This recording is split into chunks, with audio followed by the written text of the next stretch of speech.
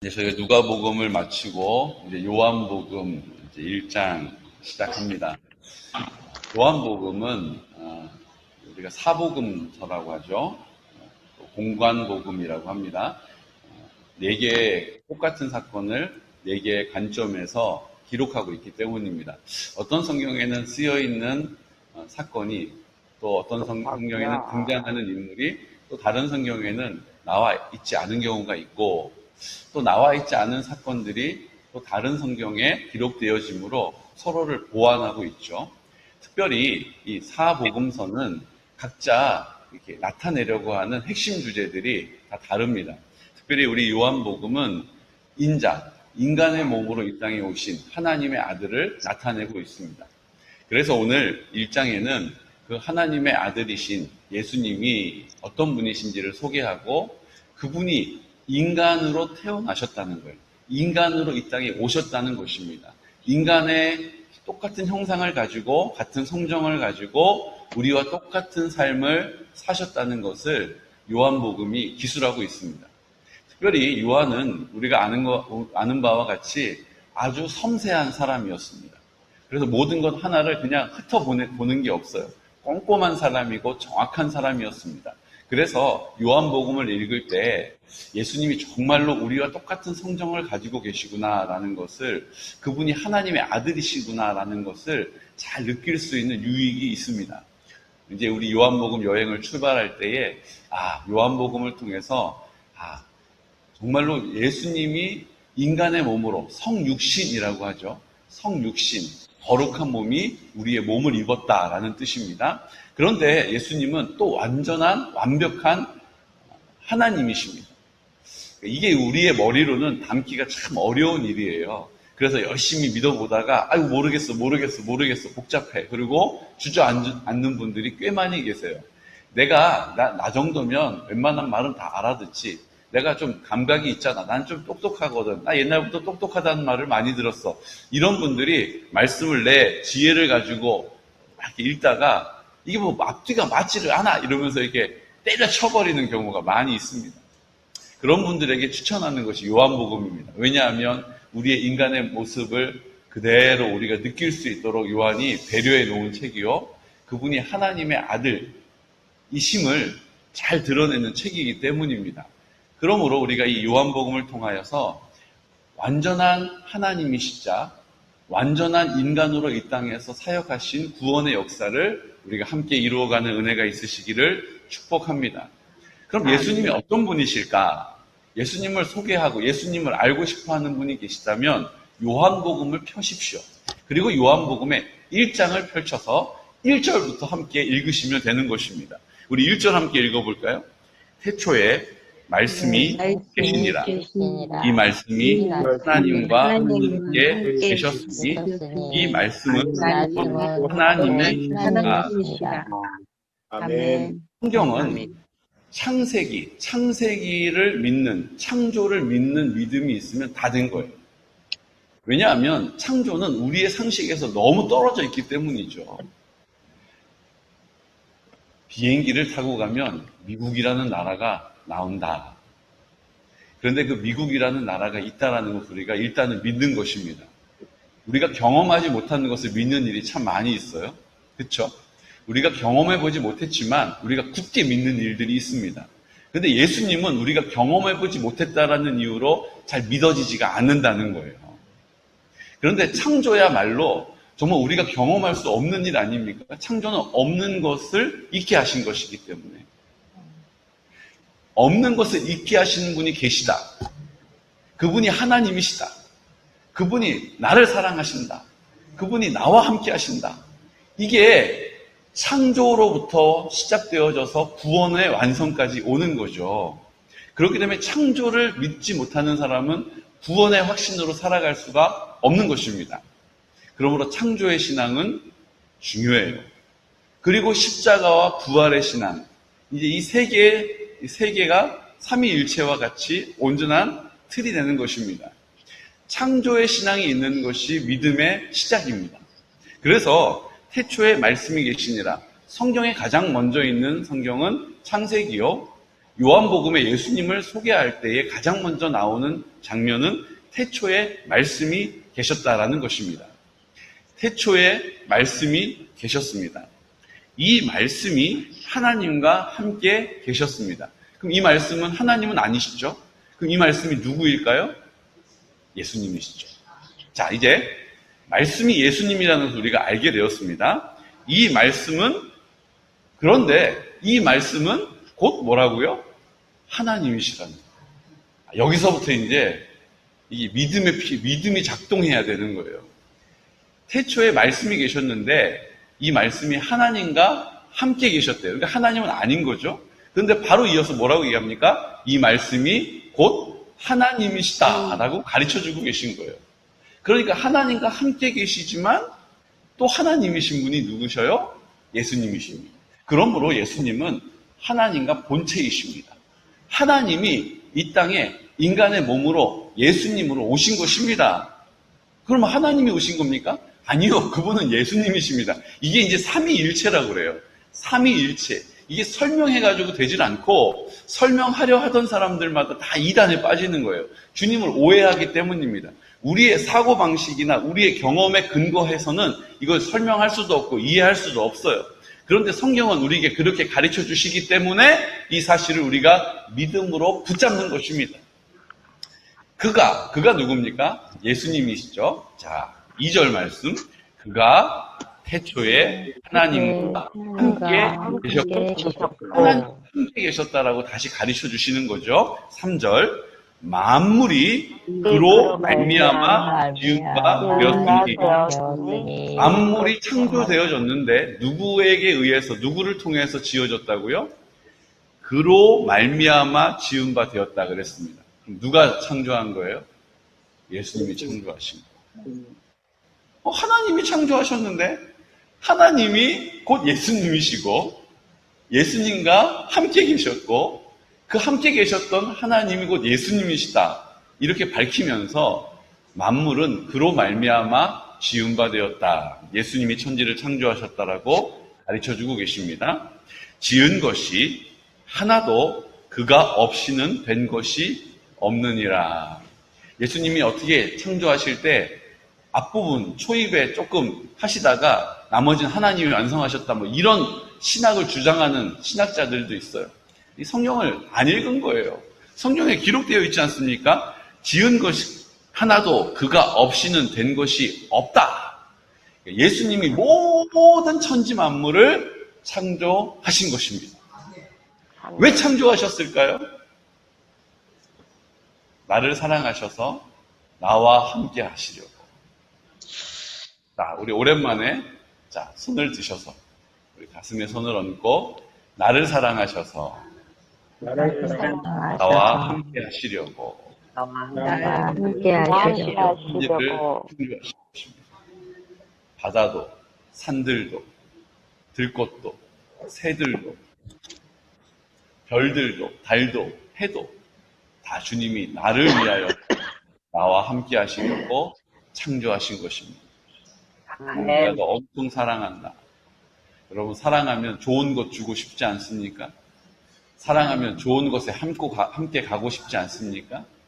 사랑하면 맛있는 것 먹을 때 생각나는 것이 사랑한다는 증거입니다.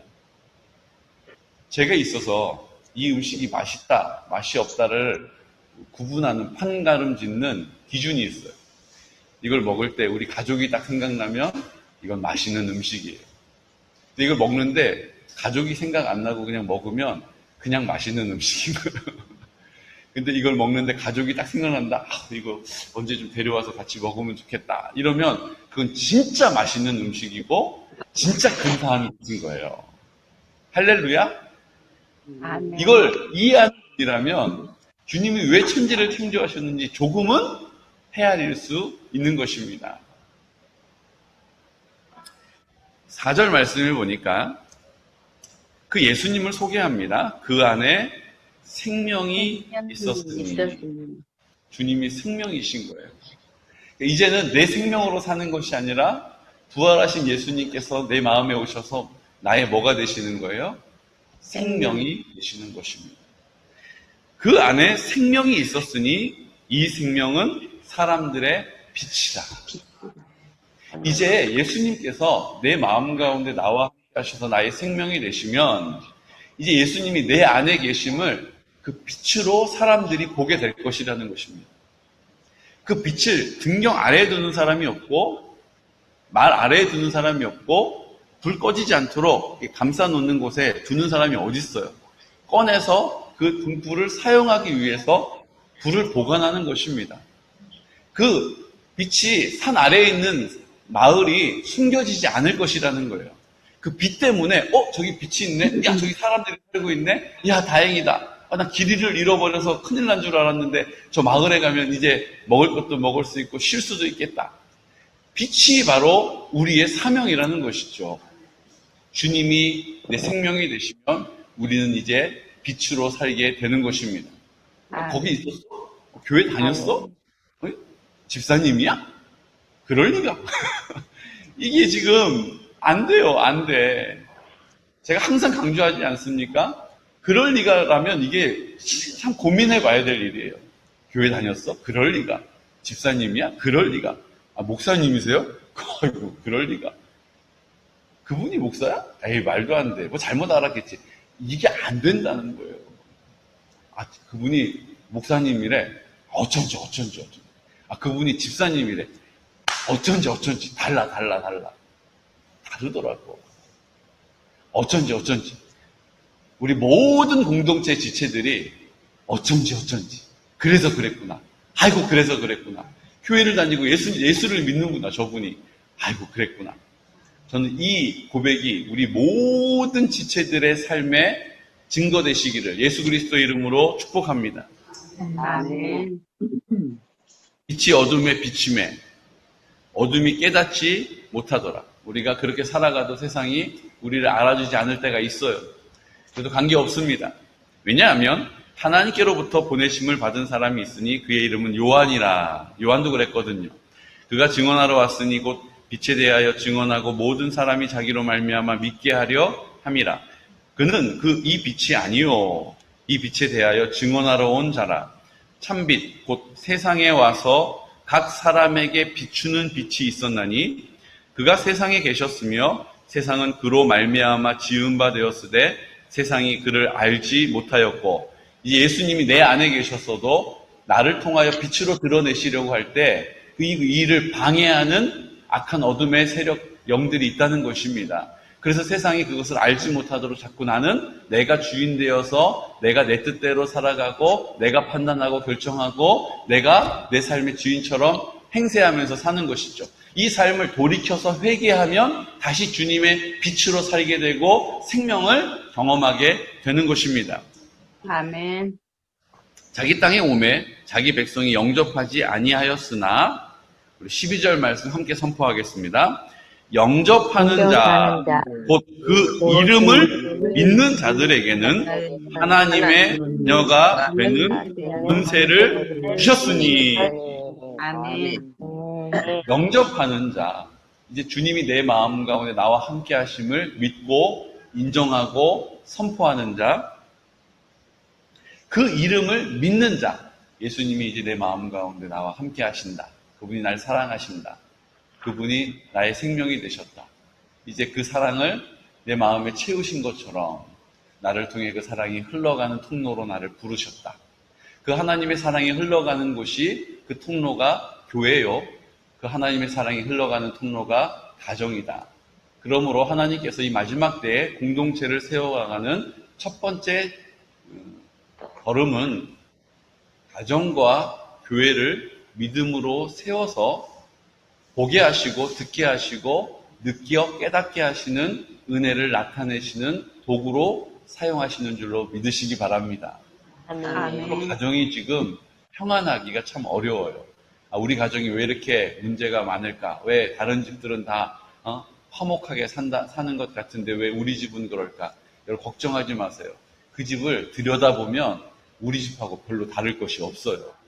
왜냐하면 이건 영적인 싸움이기 때문에 계속 불화살을 날리는 거예요. 주님의 은혜로 그것을 시키지 않으면, 막아주시지 않으면 그것에 견뎌낼 사람이 없다는 것입니다. 그냥 한 번, 두 번 공격하고 이 집은 안 통하네 그러고 통과가 아니에요. 계속해서 공격하고 계속해서 도전하고 계속해서 넘어뜨리려 한다는 것입니다. 그때마다 주님이 우리의 보호가 되시는 것입니다. 주님이 우리를 지켜주시는 것입니다. 주님이 함께 하시니 우리는 안전한 것입니다. 그러므로 주님과 함께하지 않으면 그 믿음의 싸움에서 이길 수가 없어요. 오늘은 이겨도 내일 이길 수 없습니다. 어제는 이겼으나 오늘은 넘어지는 것입니다. 그러므로 가정이 온전하여지는 것은 우리의 사명인 줄로 믿으시기 바랍니다. 교회를 온전하게 지키는 것은 우리의 사명인 줄로 믿으시기 바랍니다. 그냥 할 수 있으면 하고 안 되면 마는 게 아니에요. 교회를 온전히 지키기 위해서 주님이 나와 함께 하심을 믿음으로 선포하는 기도의 자리에 나를 두는 것입니다. 그냥 기도하지 않고 내 뜻을 위하여 기도하지 않고 나를 부르셔서 그 공동체가 하나님의 나라가 되게 하시려 하시는 아버지의 뜻을 위하여 기도하는 것입니다. 그때 그 뜻이 하늘에서 이루어진 것과 같이 이 땅 가운데도 이루어지게 되는 것입니다. 아멘. 이는 13절에 이는 혈통으로나 육정으로나 사람의 뜻으로 나지 아니하고 오직 하나님께로부터 난 자들이니라. 우리는 이제 육신의 혈통을 이어받아서 생명을 얻었지만 주님이 주시는 생명으로 거듭나서 이제 사람의 혈통으로 난 것이 아니라 어디서 나오는 거예요? 하나님께로부터 난 자들이라고 우리의 존재를 명명해 주신 거예요. 우리의 존재 근거는 하나님께로부터 난 자들인 줄로 믿으시기 바랍니다.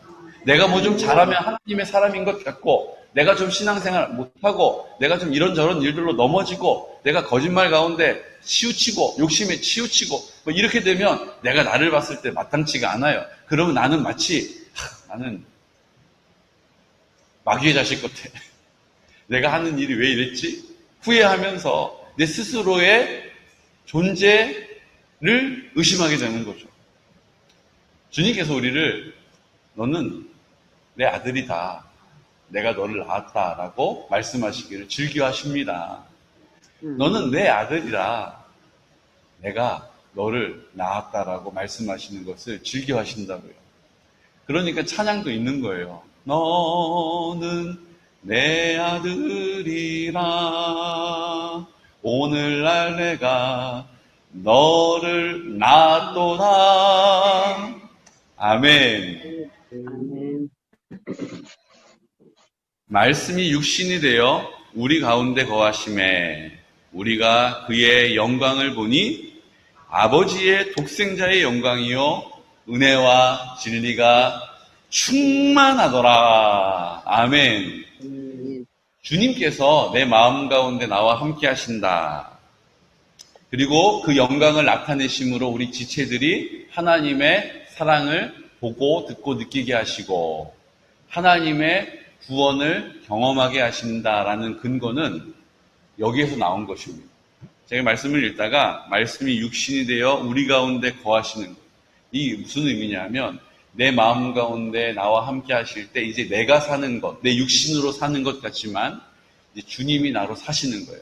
말씀이 육신이 되어 우리 가운데 거하신다라는 의미죠. 이제 내 마음 가운데 나와 함께 하시는 주님께서 우리가 그의 영광을 드러내는 자리에 우리를 부르셨고 그 영광이 나를 통하여 나타나게 될 것입니다. 어떤 신기한 체험으로 나타나는 것보다 우리의 모든 삶의 자리에서 순간순간마다 내 안에 계시는 예수님의 이름으로 사는 사람들을 통하여서 성령께서 나타나신 바 되고 성령께서 열매를 맺어가시고 성령께서 역사하시는 것입니다. 그러므로 그 영광을 보는 사람들이 하나님의 나라를 함께 보게 될 것이고 그 하나님의 나라를 함께 노래하게 될 것이고 그 하나님을 인정하게 될 것이고 하나님을 내가 사랑하는 것처럼 사랑하게 된다는 것이죠. 아멘. 아버지의 독생자의 영광을 보게 될 것이요 그 영광을 보는 모든 이들이 은혜와 진리가 충만함으로 우리의 삶을 주님께서 인도해 나가실 것입니다. 아멘. 우리가 이 사실을 믿는 것이죠. 이 사실을 누가 외쳤습니까? 요한이 그에 대하여 증언하여 외쳐 이르되 내가 전에 말하기를 내 뒤에 오시는 이가 나보다 앞선 것은 나보다 먼저 계심이라 한 것이 이 사람을 가리킴이라 하니라. 우리가 다 그의 충만한 데서 받으니 은혜 위에 은혜로라. 주님이 내 마음 가운데 그 사랑이 넘치게 하시는 거예요. 그 은혜가 넘치게 하시는 거예요. 그래서 나를 보는 사람들이 이제 나를 보는 것이 아니라 내 안에 그 사랑으로 은혜로 넘치게 하시는 주님을 만나게 되고 듣게 되고 느끼게 되는 것입니다.